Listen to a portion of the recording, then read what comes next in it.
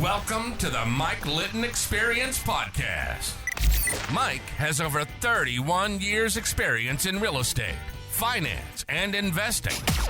He's passionate about being a father, a teacher, a realtor, an investor, and a leader. Everyone has a story, and our passion is to help them tell it.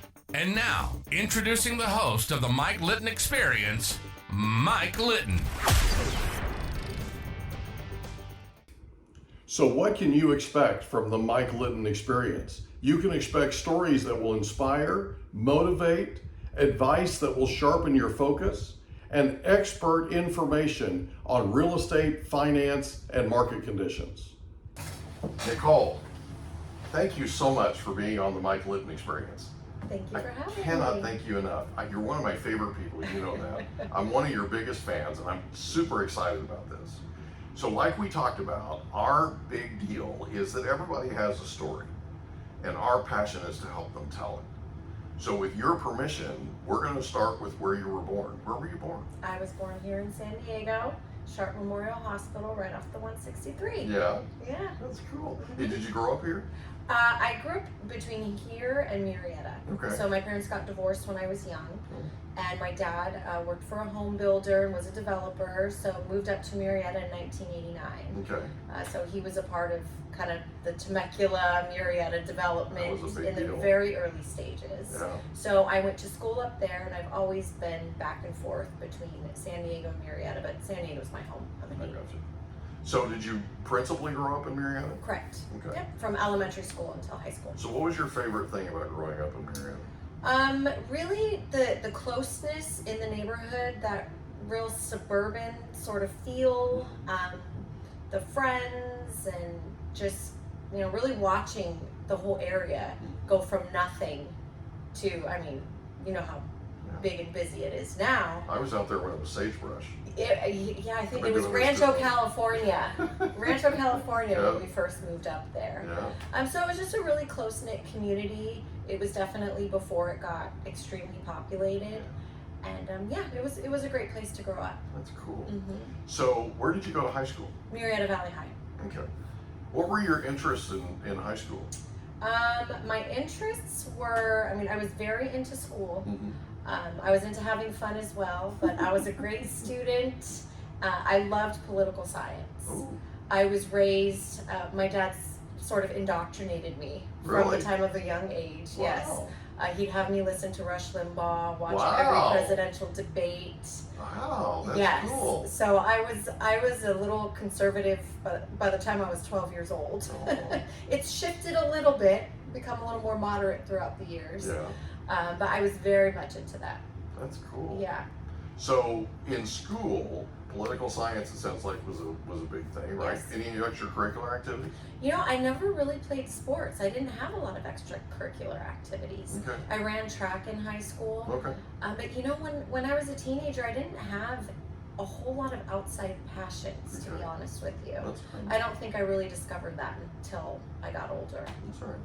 So, growing up, who was the most influential person in your life? My father. Okay. Yeah, he's my hero. Sounds like we'd already answered that before we got to the question. Yep, he's my hero. My dad was a drug addict and alcoholic when I was young. Both of my Wow. parents were.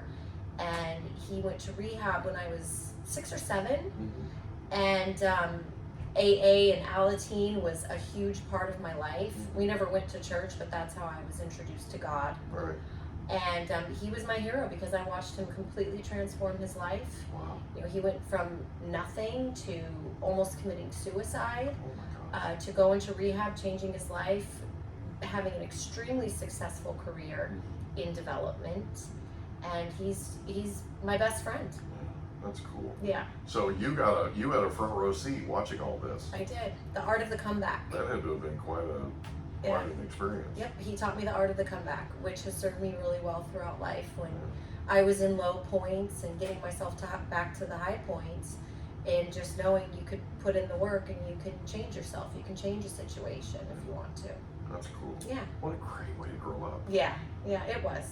A lot of life lessons. Lots. So you graduate Murrieta Valley. Mm-hmm. Then where do you go? I went to Mount San Jacinto to get my associate's degree. Okay. and I started my career in the legal field. Okay. So I started as a paralegal when I was 20. Okay. I went to the University of San Diego and completed their program there, and started my career fairly young. Wow. Mm-hmm. So what made you decide to be a paralegal? I wanted to be an attorney. Oh, okay. From the time I was little, my parents, Okay. my arguing tactics were very much on point. You're good at it. And I can be. I've never had a full-on argument with you, but Nope. you're very articulate. I can be, that's for sure. And so Yeah. that was my passion, and my idea was, well, let's get into the field, let's make sure it's what I really want to do. It's a huge commitment, Yeah, you it know. is. So I got into it and absolutely loved my career as a paralegal, but once I started working for attorneys, I realized I didn't want to really be one. And why is that? The work, the time, the effort. At the time, you know, I would watch a lot of the women associates that I worked for just, absolutely kill themselves Yeah. to get to the top, to make partner. And these are some of the women I always held in such high regard, and a lot of them were extremely tough to work for. One in particular, I would leave crying every day. Oh my gosh. She was so hard on me. I never cried in the office. Right. I always stuck to it, straight face and just getting the work done. Yeah. And she's one of the women who I really attribute, you know, my hardworking skills to, Yeah.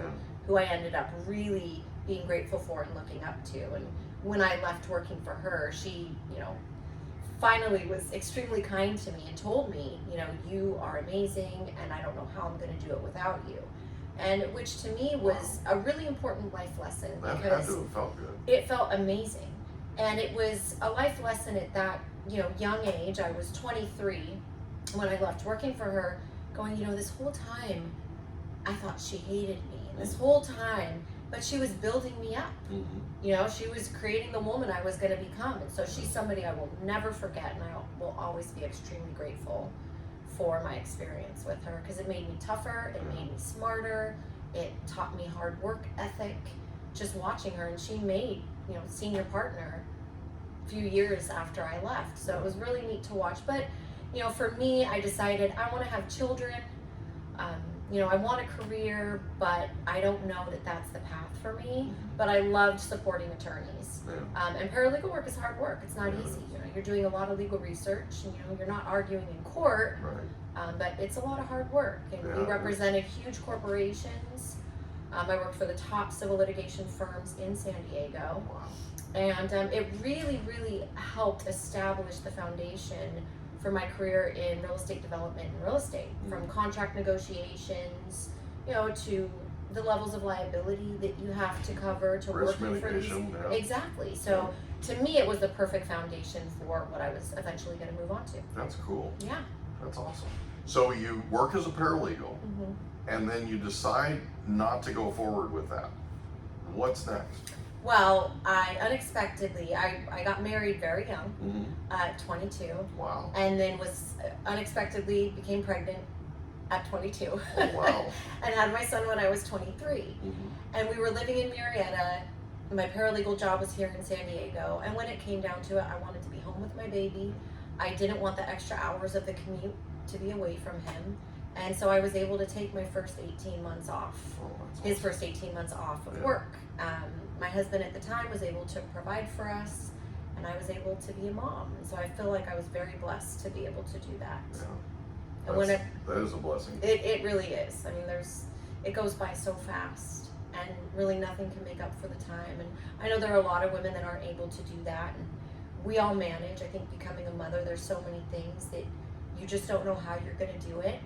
A lot of times you don't think you can manage, whether you're balancing work and life or you're a stay-at-home mom, which is not easy either. And being a mother, you learn to push through and do the things that you never imagined that you could. Yeah. No, it's a struggle. Yeah, it It definitely absolutely is. is.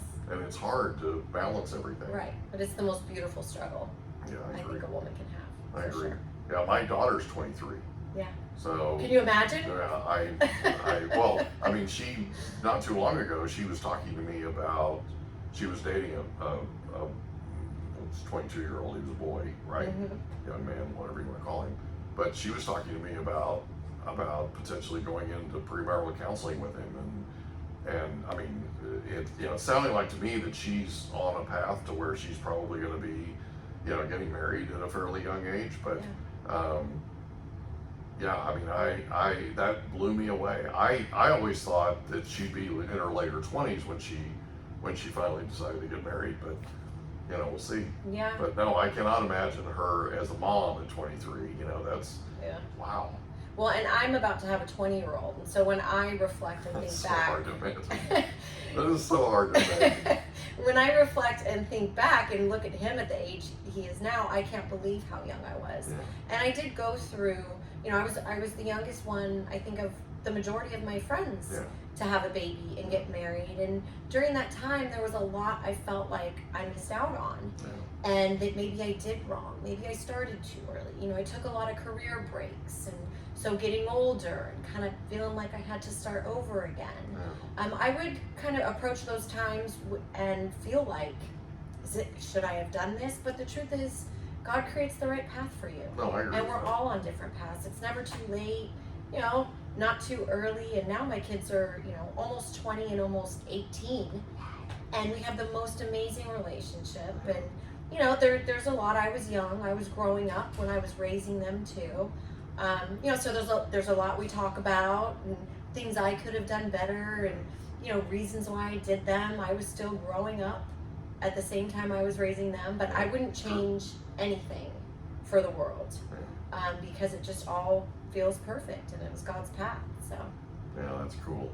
Yeah, my dad was actually 23 when I was born. My mom was 19, and I tell people all the time we absolutely grew up together. Yeah. You know, there's no two ways about it. So you have the baby, you take the first 18 months, and you know, big time awesome that you're able to spend the first 18 months with him. And then what happens then? I decided I wanted to re-enter the workforce. The legal field in Murrieta, Temecula is very small. The pay is not great. My very best friend since I was 12 years old, her father, his name's Dan Stevenson.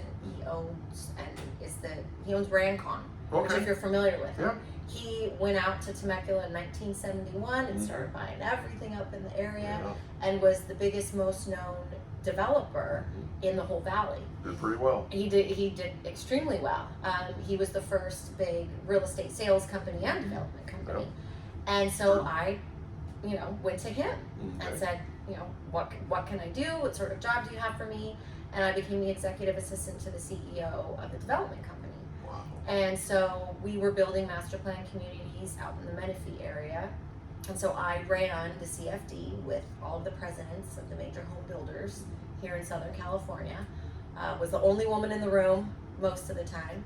I did a lot of project management, entitlements, and really learned about land development, which I had already had a passion for watching my dad being in the industry. I even got to work with my dad a little bit. He'd come to meetings, so that was really cool. But I grew up watching dirt turn into hundreds of homes and community parks, and I grew up riding on the tractors when I was little and listening to my dad go out there and direct contractors and subs and blueprints, and so all of that was already a big part of my life. That's cool. So it was really amazing to be a part of it. I loved that job, and my boss at the time was also the mayor of Temecula. Just an awesome person all around. So I really learned a lot. And that was really the beginning of my real estate career. Gotcha. So you mentioned CFD. For those people that are listening that don't know what a CFD is, tell us what a CFD is. So a CFD is a community facilities district. And, you know, having this background always helps me explain to buyers if there's a Melrose or a supplemental tax. And so basically what happens is you have this huge piece of land that somebody like Dan Stevenson, a developer, sells off piece by piece to these different home builders. They're called guest builders. Yes. Right. So, you know, D.R. Horton, Lennar, all of these big companies, a bunch of them that are no longer existing.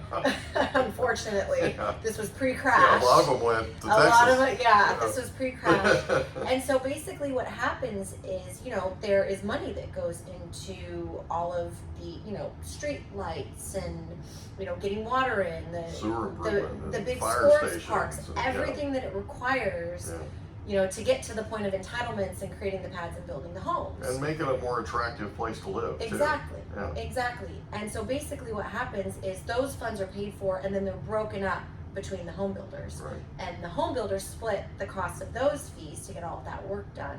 And then eventually down the line, it gets broken up and put into what is Mello-Roos supplemental tax that the home buyer ends up piece by piece paying for. And some builders pay it. Correct. Some do. builders do pay it. Mhm. They feel like it's a competitive advantage for them. Yes. Most of them don't. Correct. You know, it's very rare. Like Shea Homes is one that Worked is with them as well. Yeah, they're a local home builder, and they on a regular basis will pay off CFD on Right. on a guest building project that they're in, subdivision that's inside a master plan community. Yeah. You know, I think it's kind of cool, but I do too. you know, And especially as an agent or somebody who helps people buy Yeah. homes now, when you see a new build and it's no Mello-Roos. yeah, it's a big advantage. Exactly. Because we know it goes to a higher tax rate. Yeah. So, up in that area, a lot of these developments were a little more east where the prices were lower, and obviously much lower than anything in San Diego. Right. But then you're having this higher tax bracket and supplemental taxes with the Mello-Roos. So, Absolutely. but again, that just gave me so much experience Yeah. and going through all of that, the ability to educate my clients even in just a basic residential sale. I learned so much doing that. Absolutely. Yeah, I did too, being in the building side of the industry. I was in the mortgage side, but we dealt with CFD all the time and that kind of thing. So you brought up Mello-Roos. So for people that haven't listened, that don't know, that are listening, Mello-Roos is actually Mello is the name of the California representative, and Roos is the last name of the senator that sponsored the bill, the Mello-Roos law, that created what is now known as CFD. Correct. So just for full disclosure, Yeah. just so everybody knows, that's what Mello-Roos is. So Mello-Roos is also referred to as a special assessment, and it's basically in addition to your tax bill. So you have your basic regular property tax bill, and then Mello-Roos or special assessments are added on top of it, and that's how they pay for the bonds that they use for CFD. Yeah. So anyway, for the improvements. So hopefully that helps. Yeah, absolutely. And for home buyers, it's always something to consider. It's Yeah. always something that when you're representing somebody, you want to get in front of, you want to find out if the home you're purchasing does fall under that bracket, so that they can really work their numbers and make sure that it's a home that makes sense for them, that they can afford, and so that they're not surprised. It becomes a budgeting With issue, this- and there are places, there are master plan communities in Murrieta, Menifee, Temecula area that have some pretty decent rates. If you add Mello-Roos to them, the tax rates are pretty high. Yeah. And so in some instances, it can become almost prohibitive for some people to buy. Yeah. Because it's just that expensive. Correct. So, something to think about and something to look into. The other thing that I would suggest, and I know we haven't talked about it, and I know we're talking about you, but if somebody's listening and they're considering a home that has CFD on it or Mello-Roos on it, the thing I would do is look into the specifics, because usually they have a expiration date. Yep. So that bond is paid off in 25 years, 20 years, whatever. If they get into it, they might find out that, hey, it's only a couple years left before it expires. Correct. So something to think about, and especially if the listing agent is not up to speed with what's going on, dig into it a little bit and educate yourself so you know what you're getting into. Yeah. That's my little soapbox thing. Great point. So let's talk about, so you go to Rancon. How long are you at Rancon? I was there for about 4 years. Okay.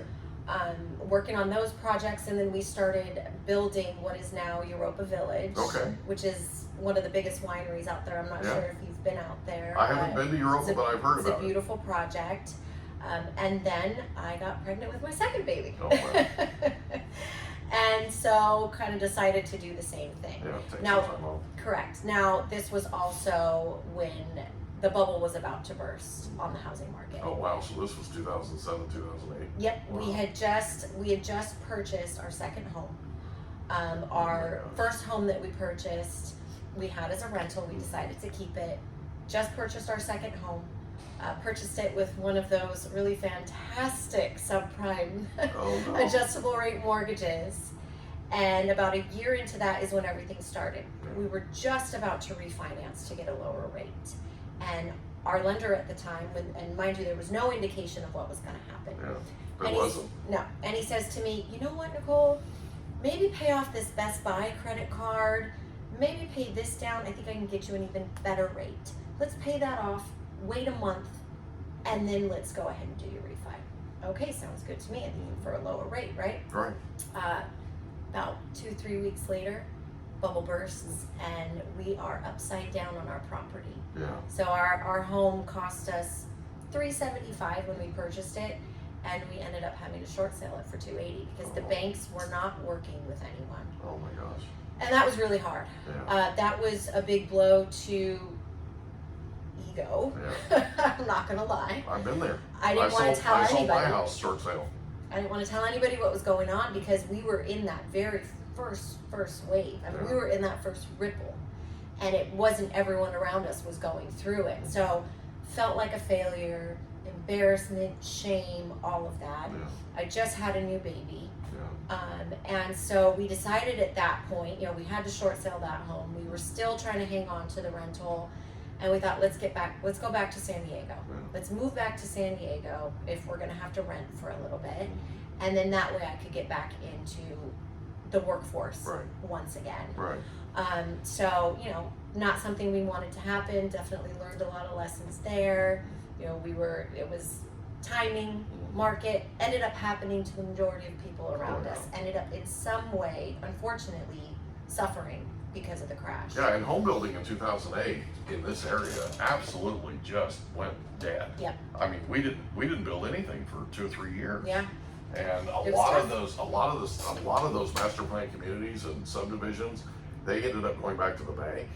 I mean, it was really rough there for a while, and we actually had to short sell our house because of the Great Recession. We had to short sell our house. We ended up short selling it, closing it in February of 2012, and we sold it for $400,000 less than what was owed on it. I mean, it was. That hurt, it didn't really it? did. I mean, it was rough, you know, but it was, you know, it was one of those things. We bought this brand new house we had built in Escondido for $365,000, and then we woke up one day and it was worth $9 million. Yep. Right? In Escondido. Right? So we ended up taking out a loan, cashed some things out, paid some bills off, that kind of thing. We owned the Keller Williams office, we owned a mortgage company, that kind of thing. We did some things with that equity, with that capital, and put ourselves in a better position. And then the market just crashes, right?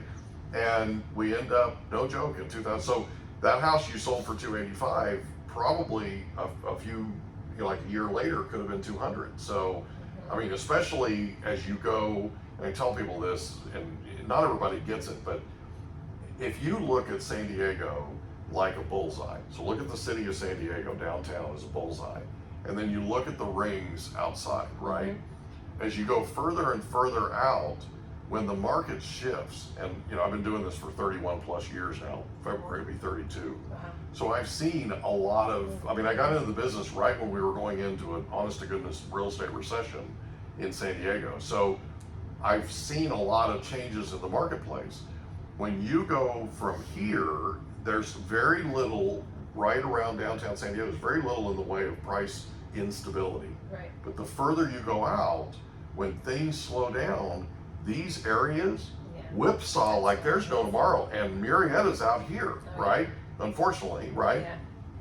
And so, and what happens is people that are out here in Murrieta and the market shifts and does its thing, all of a sudden they're like, okay, we're gonna lose our house to foreclosure, we're going to San Diego, just like you did, right? You look at the numbers, there's a mass exodus that happens where people go back down to where the centers of employment are, because they need to be closer. And you know, gas prices are what gas prices are, but you're in an economy where that. We hope you enjoyed another episode of the Mike Litton Experience. If you did, do us a favor, smash that subscribe button, tell your friends, family, and coworkers about our program, and wherever you get your podcasts, please leave us a rating. It helps us to connect with quality people just like you. And that's a wrap. Another episode of the Mike Litton Experience in the books. Reach out to Mike on Instagram at Litton Realty. Want to meet with Mike? Check out Calendly.com/Rio760.